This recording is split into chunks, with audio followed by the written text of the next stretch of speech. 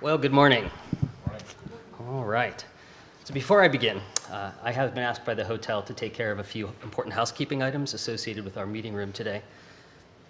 I may need to preserve the option of escaping early seats are located along the outer edges of the perimeter, also known as the exit row seats. These seats are the designated audience participation safety zone. Highly unlikely you'll be called upon to participate if you're sitting in those seats. And if you attended our reception last night or were otherwise out late, you'll be happy to know that the seats in the back are I can probably get a short nap with impunity seats. So now we've covered all the housekeeping items.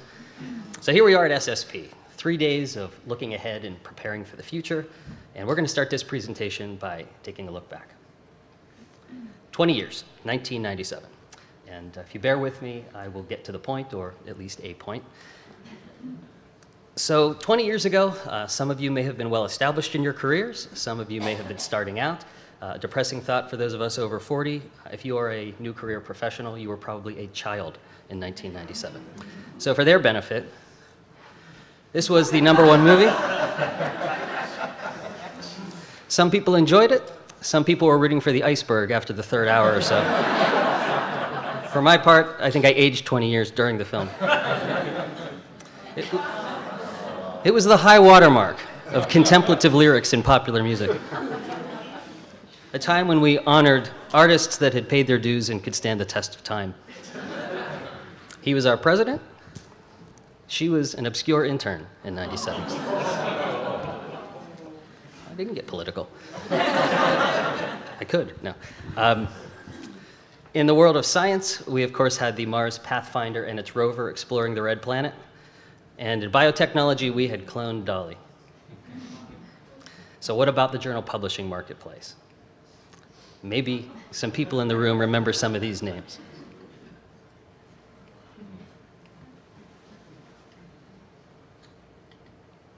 And if you were attending a meeting in '97, you were dealing with disruption as we knew it, even though we didn't use that terminology. Electronic journals were the open access, if you will, of the day, as I'm sure many remember.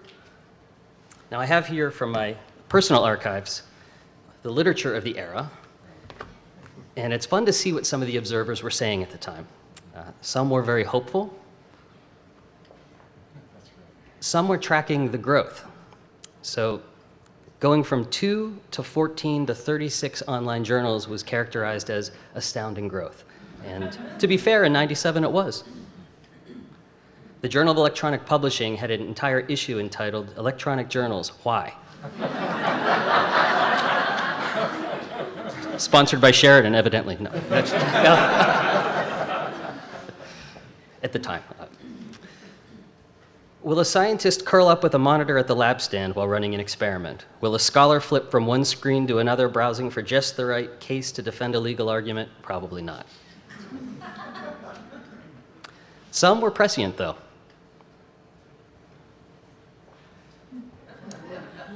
Anyone who disagrees with this having transpired?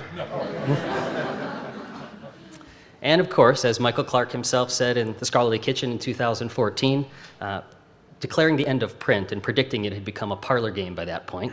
Most people were taking their bet on soon.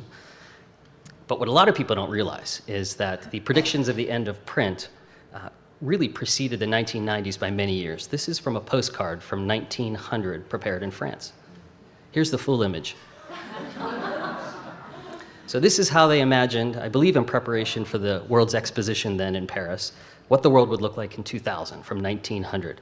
My favorite part of this is that they had conceived of the capacity to take physical books and transform that directly into the minds of students. But they couldn't imagine that if we had such technology, it might not require a hand crank.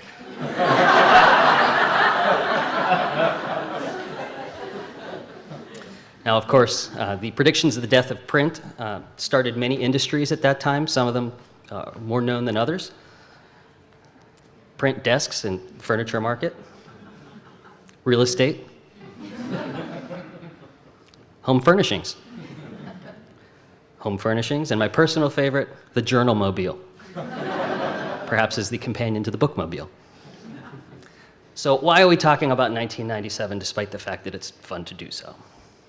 Well, it's because it relates to the question that's at the core of the Industry Map project. Is it truly more difficult than ever before to understand the full scope of the journal publishing industry and to keep up with all of its changes? And if so, is the absence of a 360-degree, universally accessible, continuously updated industry map that we all could use, is that contributing to these conditions? So we're going to take a look at 97 to 2017 in 3 areas. Number 1, how we train people to become familiar with the journal marketplace around them, how we become educated publishing professionals, and how we stay that way by keeping up with changes, which if you're here at SSP, it's difficult to do, as we're all seeing. So how did we do it back in 97? We had journal boot camps, we had retreats, we of course had good meetings, there were a lot of good resources, but were we really training new employees, no matter what their capacity, to understand their context in the journal marketplace? Or were we teaching people to do their jobs and that's about it? I could say for my part, when I was trained in 1994, it was within one of our production facilities. So to be fair, they didn't really have a good view of the outside world, but I had publishing training for the context, if you will, that took about, 45 seconds. And it went something like this. There are publishers, there are print journals, there are things called online journals, and I found a period-correct Lego piece computer there that I'm really proud of, so I just have to say that. There are libraries and acquisitions librarians. No offense intended. Publishers sell to libraries. Libraries pay publishers. Publishers publish more journals. Libraries buy more journals. As libraries cancel subscriptions, what happens to the subscription rate? It goes up. Any questions? That's publishing. Go sell. Had some training along the way, fortunately. So how are we doing in 2017? Now, I'm not a publisher. I worked with Ken and I worked with Mike to understand the context of the AMS, but we wanted to get a wider scope. So we wanted to know, are we training people like this? And if they're working with manuscripts, are we training them to understand the origin of those manuscripts, all the steps along the way, and increasingly the tools that you may be integrating into your own workflows?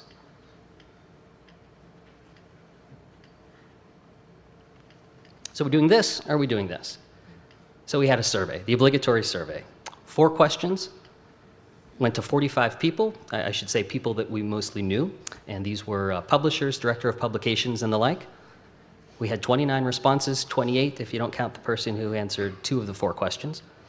Response rate is 64%, and I have to stress it was an informal survey, and by informal I mean confirmation bias, leading questions, and things that people who don't know how to create surveys do. So question number 1, when training new employees, do you provide context? Half essentially said no. Not terribly surprising.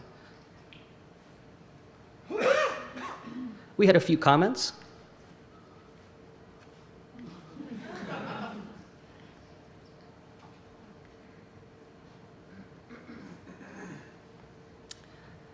So what did you have to know in 97 to be considered a well-educated professional? So I have here, again from the archives, textbook some of you may be familiar with. I had this in 97 and it was published in 97. And I went through it to figure out what would you really have to have in your wheelhouse? What could you speak to in 97 that you could say you were perhaps not an expert, maybe not an opinion leader, but at least reasonably well educated? And I'm sure I have missed many things, but this is generally, I think, a fairly good list, at least from this book. So what about now?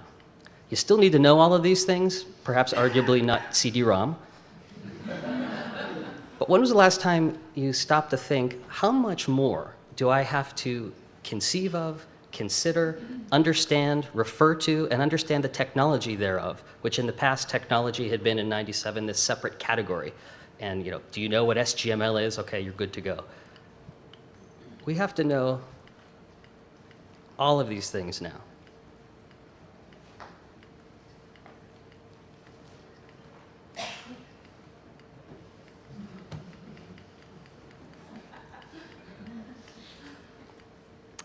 in addition to the ethical issues.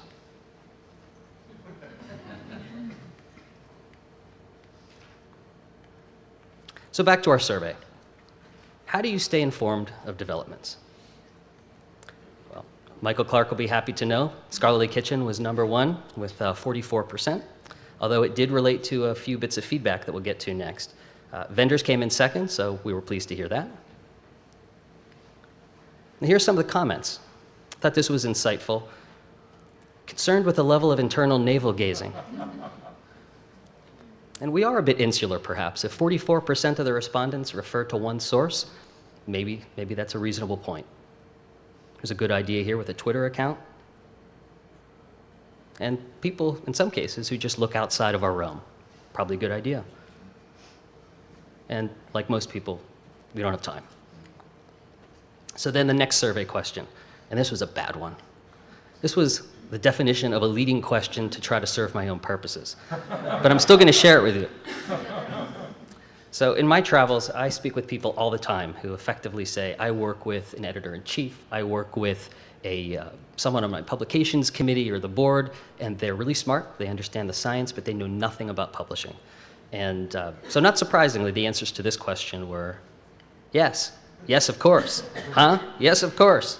Absolutely. I could use it myself. And then my personal favorite, yes, yes, yes, which had the effect of increasing our affirmative response rate to 107%.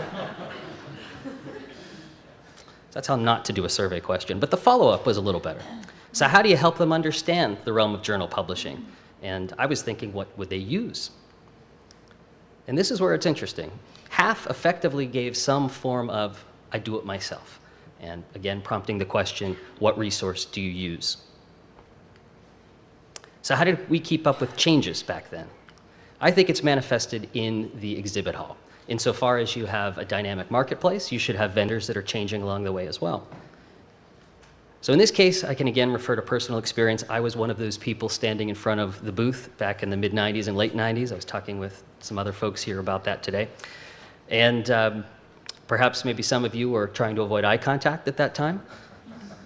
And my recollection of the exhibit halls of that era looked a little something like this in 95 and 96 and 97 and 98, et cetera. Were there a few changes along the way that I'm not recalling? I'm sure. But for the most part, we were staring at each other's booths. I was there. It was a pretty stable group. So what about now? Now, if we compared a 97 exhibitor list to now, it would be too helpful. Even if I could find a 97 exhibitor list, there, of course, would be a lot of change. It would be unrecognizable. So the oldest SSP exhibitor list I could find from the modern era, if you will, was from 2009. So between 2009 and 2017 in that exhibit hall that many of you just came from, there was a 45% increase in the number of exhibitors. These were the exhibitors in 2009. What percentage of them merged, have been acquired, changed ownership, changed names, or in a few cases have a dead link now, which suggests they may not be in business? The majority, 61%. It's a lot of change in a pretty short period of time. Of the 2017 exhibitors, what percentage of them were not exhibiting in 2009? 71%. So if it feels like I don't recognize this exhibit hall, it's because you may not. So back to our question, is it truly more difficult than ever before to understand? And I personally am skeptical of any questions that have ever before or never before since. I mean, this is the age of hyperbolic assertions. You see them in the headlines all the time. It's never been harder to be young. Unless you happen to be young during the 164 years of our history where we had no child labor laws. It's never been harder to bring up a daughter. Now, I have a son, not a daughter, but I'm going to guess the folks in the Great Depression had a harder time bringing up a daughter. It's never been harder to be a teacher, unless your classroom was a closet. And you were, as a condition of your employ, not permitted to marry if you wanted to keep that job. The American press is under threat as never before. I think the folks during the Adams administration and maybe the Wilson administration might disagree. And my favorite, America has never been more divided, except when we actually were.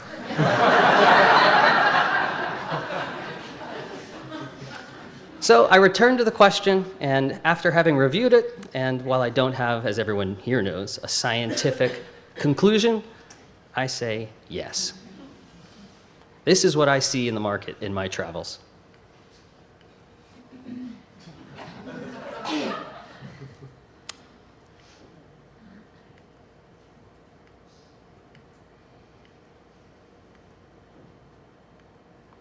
And if we, the readers of the Scholarly Kitchen, Michael Clark, had our own headlines, it might look something like this.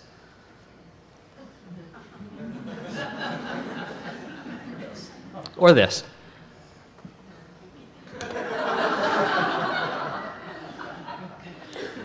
You've also seen the extent of my graphic design skills. So that brings us to the industry map.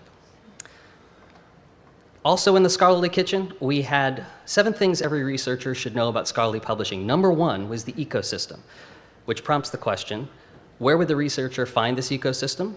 And if it existed, wouldn't it be really helpful for us and publishers?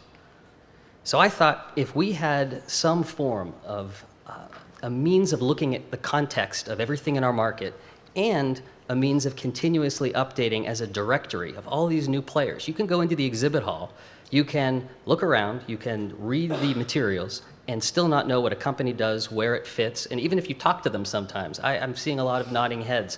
I'm a vendor, and it's hard for me to do. So I had to sell this internally, and as some of our management team is here today, so as they know, I've had many ideas over the years, and most have been rejected, which I can assure you is a reflection of the good judgment of Sheridan. But this one took hold. So we did have to justify it, though, because it's going to involve some cost, and it has, and it's going to involve some time, and it has, but it's not going to generate any revenue. So we have to have a strong case, at least for starting this project. So we wanted to first see what the other industries have. And other industries have maps. Photography, our friend Gary here is probably familiar with these names. Health technology has a map. Even the cannabis industry has a map. Not that I have any familiarity. So what about in publishing? So I looked. Wonderful tools that put technology trends in context. If you have a chance to look at this, you should. It's very, very well done. Research and publication cycle, great info on that front. This is an incredible tool, but it's geared towards researchers. And I had to sift through the researcher tools to find which of them were aligned with publishing, which was its own challenge. Definitely great info. I don't want to suggest there's nothing out there, but this is really geared for researchers, as it says. This is the best resource I found, but as you can see, publication and writing are only one part of it. Again, geared towards researchers. In conclusion, you have research tool maps targeted to researchers. You don't have anything that I have seen that's designed for journal publishers, and that includes all of journal publishing. So we had to ask ourselves, why should we do this? We work with about 3,000 journals. We work with all types of journals. We also work with a lot of vendors. And importantly, we have no stake whatsoever in where any given manuscript is published from one publisher to another. So are we Switzerland? No, but we're maybe as close as you can get. So the project was approved, and I had one question after that. All right, so who's going to create this? And as often happens when you ask a question like this, oh, that should have been a picture of me. So to show you the depth of my own ignorance for a project like this, I thought, okay, let's go hire the graphic designer. And so we talked to Michael Clark, and he quickly said, it's all about the data. So after about 30 seconds of research on what our technology team had come up with in terms of, for at least the initial proof of concept, if you will, we thought we'd use triple store technology. And I quickly found out that I had no idea what that meant. But then I found this, and this I could conceive of. Level 1 classification, level 2 classification, and instance. So now I just had to take every single thing that exists in all of the publishers and every conceivable item that I could think of and put it into an Excel spreadsheet. I'm not in finance, so this constituted the longest I have ever spent with a spreadsheet in aggregate over 24 years of my career. And I immediately ran into severe problems. For instance, I had discovery as a level 1 category, a level 1 classification, which it should be. but I also had research. And Dr. Friedman is a scientist. I am not. So I sort of forgot that review of literature and discovery is also part of research, which is, if anyone does databases here, that's a fundamental problem. I had one of those on a weekly basis. I am, as you may suspect, oriented to the presentation of content, not the structure of content. So I talked to Phil Davis, another one of Michael Clark's colleagues, and he said to me, you're going to have to disambiguate what organizations do from who they serve and how their products are used. And to that I said, Phil, I'm in sales. I'm much more comfortable with ambiguation. I didn't really say that, but that would have been great. But I did say this. Apparently data science is a thing. People study this. And taxonomies are not just gathering stuff on an Excel spreadsheet. These are epiphanies when you're in sales. So I worked at it, started to make some progress, a lot more time than I ever imagined. And as long as I understood the structure unto itself, it started to work over this last month or so. And we now have over 1,000 items compiled from attendee lists, meeting exhibitor lists, from SSP, AAP, STM, ALPS, all the way through, all the online tools that I showed you. And let's see the map.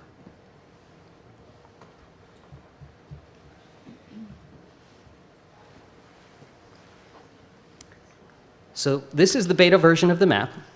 And for all the reasons that I shared in terms of who was actually collecting all of this data, it should be the beta version. And one of the things we're going to ask here is if you are interested in perhaps serving as a beta user and giving us your feedback, which will effectively be telling me what I classified incorrectly, please give us your business card at the end if you are a journal publisher. We want to aim this towards journal publishers, though. So this is the map. It is a web-based product right now. It's not released to the public until we actually go through this. And we will talk to the SSP Education Committee to see if they have interest in developing it further, perhaps even with an industry map committee, maybe one way to approach this. So it loosely follows the stages of the process, and these are the level 1 classifications that I talked about. And I'm going to now turn it over to Mike Friedman, who, unlike me, is a scholarly publisher. And he's used this for 48 hours, roughly. Approximately. Yeah. Yep. So why not just have him go through it and share his observations? Thank you, Mike. Okay. Thank you.